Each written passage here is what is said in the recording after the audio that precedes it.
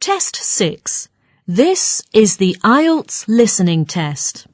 You will hear a number of different recordings and you will have to answer questions on what you hear. There will be time for you to read the instructions and questions and you will have a chance to check your work. All the recordings will be played once only. The test is in 4 parts. At the end of the test, you will be given 10 minutes to transfer your answers to the answer sheet. Now turn to part 1.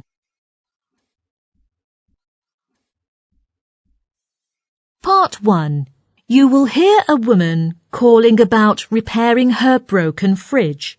First, you have some time to look at questions 1 to 5.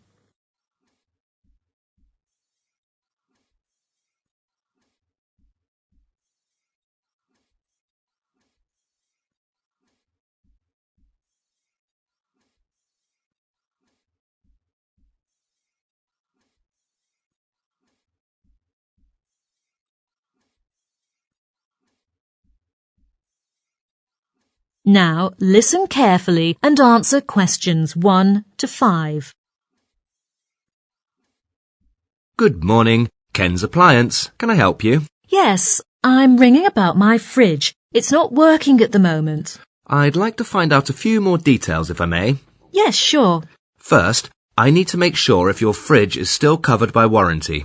Oh, right. I bought it just last week and it originally came with 2 years of warranty coverage. But I've extended the period to 3 years, so it's definitely under warranty. Right. Now, what model is it?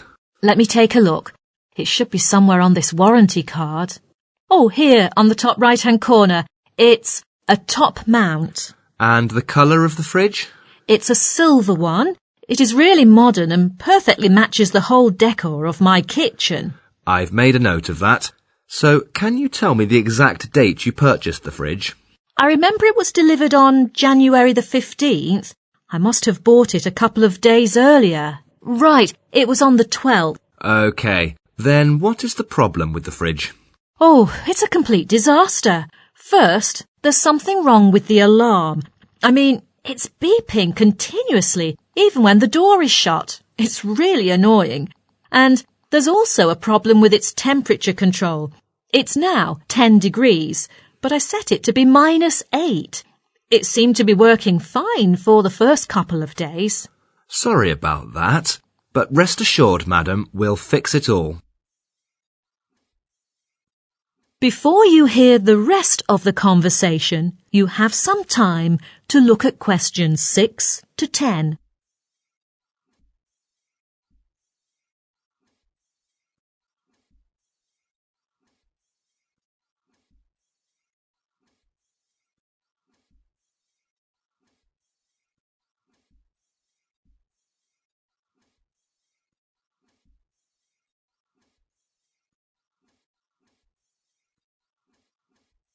Now listen and answer questions 6 to 10.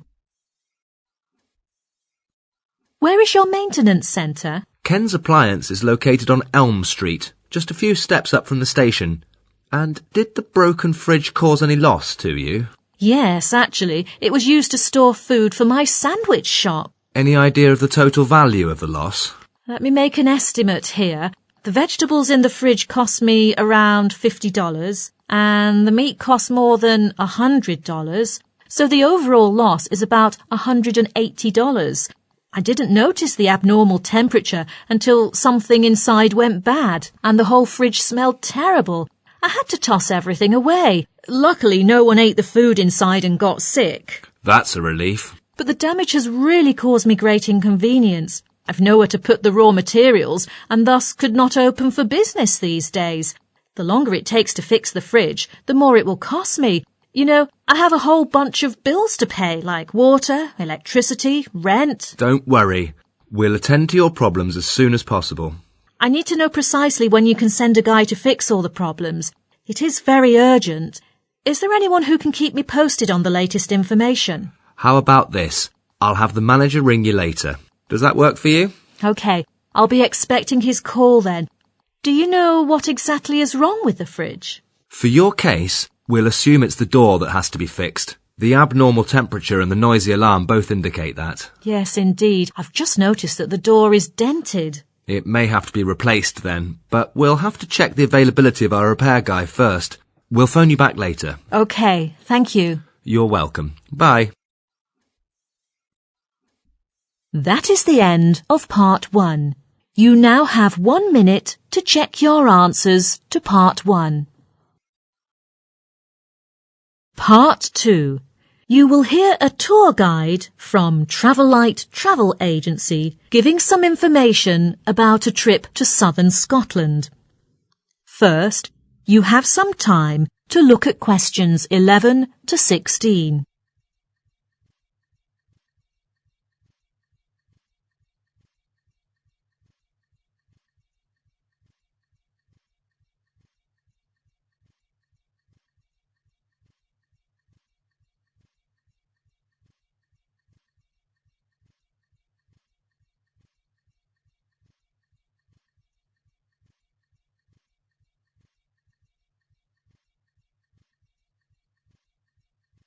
Now, listen carefully and answer questions 11 to 16. Good morning, everyone. I'm Sally, tour guide from Travel Light Travel Agency. Today, I'm going to introduce a great trip to southern Scotland for you. I'm sure you will find it a fantastic place. There is lots to see in southern Scotland. To begin with, we will go to Sheepfold, which has 1 or 2 beautiful gardens. One thing that's definitely worth doing is climbing to the top of the mountain. You'll be fascinated by the beautiful scenery alongside the mountain road. When you get to the top, you can overlook the coastline and enjoy the stunning view. From there, we will go on to Brownmare. Brownmare used to be famous for its farm, but it is being refurbished at the moment and isn't likely to be reopened by the time we go there. But you can walk for hours there in the peaceful green surroundings along a wide variety of tracks. I think you will be struck by the beautiful roses in Mother Nature. In Doris, there were several old barns, but they have been converted into a special section where animals and plants are protected. From there, you can see a range of rare breeds as well as flowers. This place is usually favoured by university students as a destination for their field trips. Then we will go to Lodge Estate, which is the most favourite location for children, as they can watch the baby deer. But remember, don't give food to them. Photography is allowed there, and when you leave, you can get 1 free photo at the exit. But please don't move rocks or branches to take photos. You should leave the site intact. Our next stop is Auden. I strongly recommend that you visit the ancient town, which was constructed nearly 1,000 years ago. There is not much of the original buildings left, but still plenty to see. The site is being excavated, and you'll be able to help out if you want to. Finally, we will spend some time in East Lake, which changes with the seasons, with different events happening at different times of the year. At the moment when we arrive there, it will be the most spectacular month with the arrival of Canada geese. I'm pretty sure that this visit will give you an unforgettable experience. Before you hear the rest of the talk, you have some time to look at questions 17 to 20.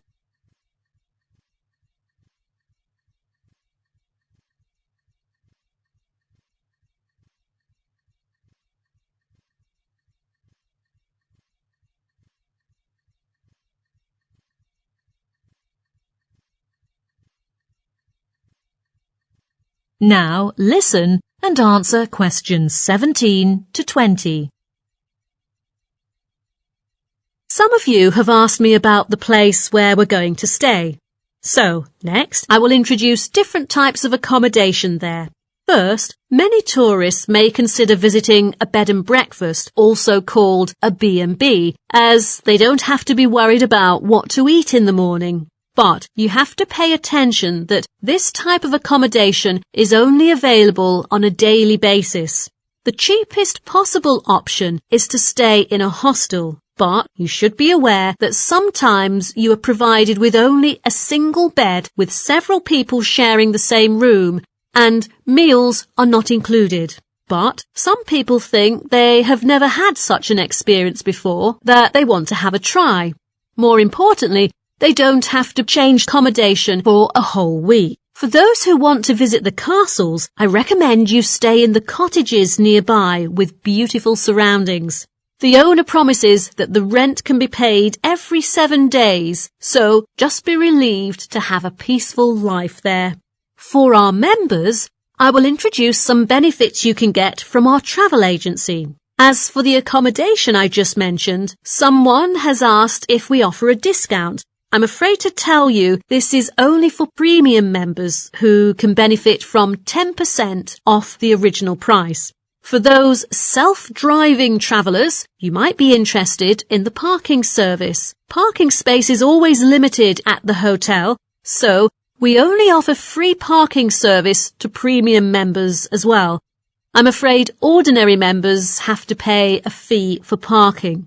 The good news is all of you can enjoy our guide service without any charge, including the visit to attractions like the castles. But remember, the entrance fee has to be paid by yourself. Oh, I nearly forgot, you can also receive regular copies of magazines about the native food and attractions in Scotland absolutely for free. It's a gift for you. I hope you will like it. Okay, that's all I want to share today. If you have any more questions about the trip, please call me at... That is the end of part 2. You now have 30 seconds to check your answers to part 2.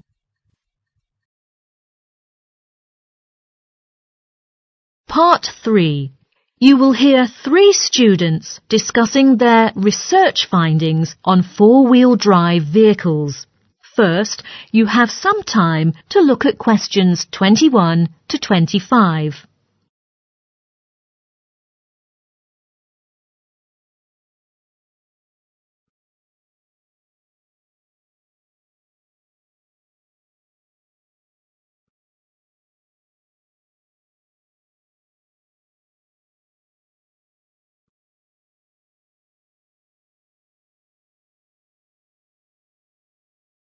Now, listen carefully and answer questions 21 to 25. Hello, guys. How have you been getting on with your research on four-wheel drive vehicles? Fine, and we've been working hard on that to collect relevant data. Shall we discuss what we've each found together? Yes, and then we can think about how we will put our data together. As you see, we have to do a presentation in next week's marketing seminar, okay? Yeah, sure. I think first we should talk about the purposes for which these cars were originally designed. Oh, I found some data on that here. Well, four-wheel drives, or sports utility vehicles as they're officially known, SUVs for short, were actually first designed for off-road use by those who need to get to the areas with quite a distance. But the interesting thing is that at present, they are also frequently used by people who live in cities. That's right. From this, we can see how they make use of them differently. Then, in the second part, let's talk about their advantages, shall we? Yeah, let me look at here. Okay, first, they're generally used for commercial reasons, right? Yes, that's the same with what I've found. Okay, what else? Well, another advantage from my notes is that the power of the engine is increased. Yes, I think that's a big benefit. In addition, I've got one more point here. SUVs are heavier, so they're suitable for towing larger loads. So that's why SUVs have become so popular in the market then? Oh, that's part of it. But they've gained popularity now for rather different reasons. For example, relevant research shows that people buy them for business mainly because of the image they present. And nowadays, many moms like to drive their kids to school in SUVs because they think that they're safe, so that's another reason. And then I think a larger seating capacity is also a factor. You know, we can get about 7 people into one SUV, while in an ordinary car, there are only 5 seats. Yeah, and I think that's why families with 2 or more children like to buy SUVs.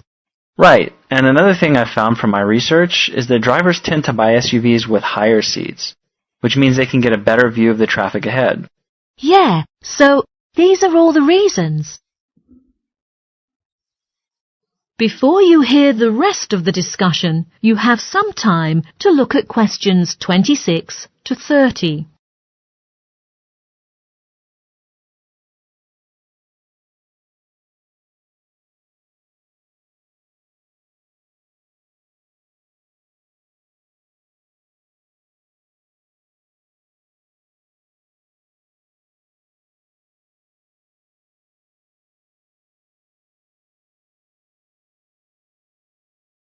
Now, listen and answer questions 26 to 30. But I think some of these reasons just don't work. For example, to some extent, SUVs are safe, but if we look at them in a collision, they can do terrible damage to a small car. So I think it's just a misconception. I agree with you. So next, shall we discuss the disadvantages of SUVs? Okay, so firstly, from what we've just considered, we can see that SUVs are harmful in central areas and the damage they cause is highly related to their weight, right? Yes. And I've also got something about their chassis. The bodywork on SUVs is stiffer, so it doesn't crumple to absorb impact in an accident the way it does in smaller cars. Moreover, as SUVs have a high center of gravity, it's more likely for them to roll over than ordinary cars. That's another disadvantage from my research. Good. So these are all the disadvantages. How about the last part? Well, maybe we could end up with a few ideas on how to limit the use of these SUVs. Okay. For one thing, I think we should restrict them to people like farmers, to whom SUVs are used very frequently. That's a good idea, but it might be difficult to enforce. And I think companies could also increase the insurance paid by SUV drivers, as we know it will cause more damage when there is an accident. That's a good idea too. I think we've got very useful information together. Next, I'll write up these notes onto the slide so that everyone can see them when we give the presentation in the seminar. Good idea. That is the end of part 3. You now have 30 seconds to check your answers to part 3. Part 4. You will hear part of a lecture on learner persistence. First, you have some time to look at questions 31 to 40.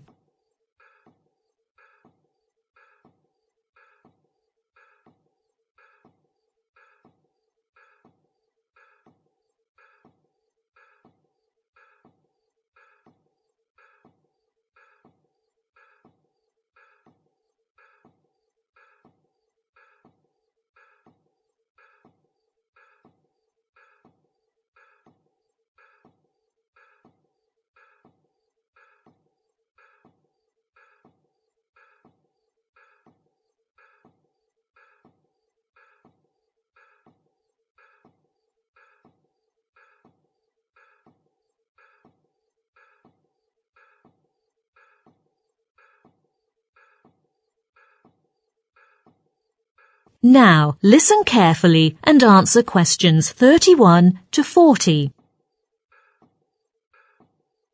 Today, I'm going to talk about my research on learner persistence.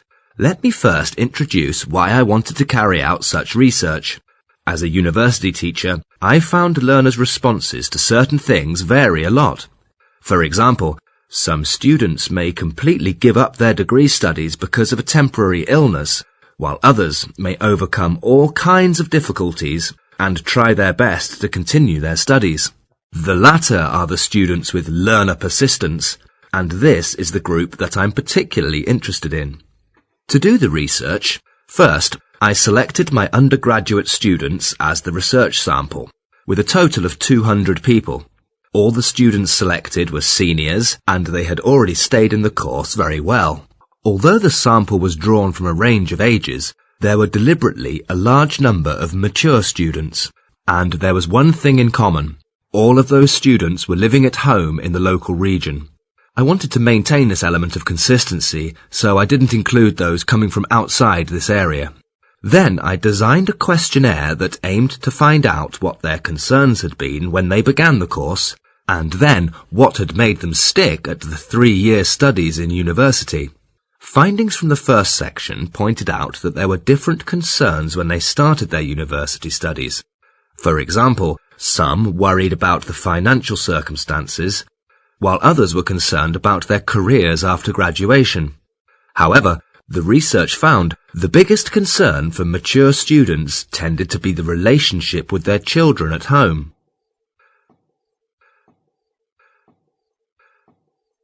Next, I wanted to find out what had made those students persist with their university studies.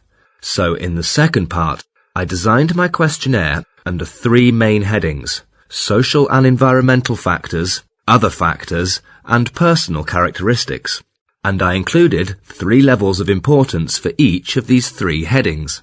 At the first level, those points identified by the respondents were regarded as the most important in learner persistence. Let's look at them one by one.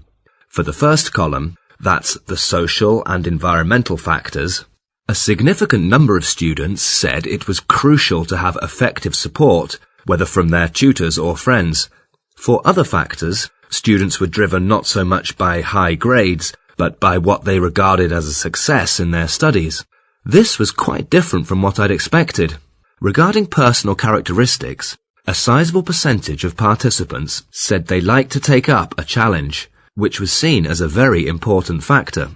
Then at the second level of importance, in the first category, many of the respondents regarded the life they enjoyed at school as an important social factor because this gave them good experiences. In the second column, other factors, a lot of people said that the most significant thing was decent health, which was also conducive to their persistence in the studies. And then, under the third column, quite a number of respondents had the same view that they should have a range of interests in their everyday lives, because this could broaden their minds and give them a sense of perspective, which less persistent learners might lack.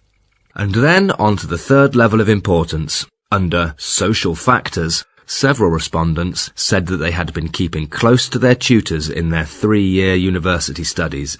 In the second column, for other factors, they mentioned it was very important to live in a family without any problems.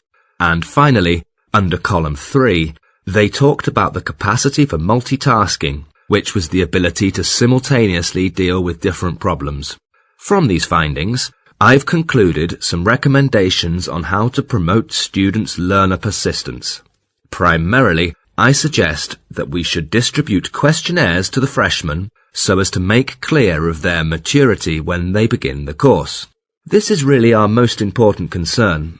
Secondly, I propose that we should find ways to offer some training sessions to the students who are selected to encourage them to play the role of advisors. The purpose of this is to make support much more approachable to other students. Thirdly, in the evening and night, when offices are closed, students may have no one to turn to for help. As a result, I think we should provide online services to those in need. Researchers have pointed out that this service is actually more accessible than traditional services. And finally, if students don't submit their assignments before the deadlines, I think we teachers should contact the students first, rather than waiting for the students to come to us. So, this is all I want to share on my research. Now, let's turn to the next part. Are there any questions about... That is the end of part 4. You now have 1 minute to check your answers to part 4.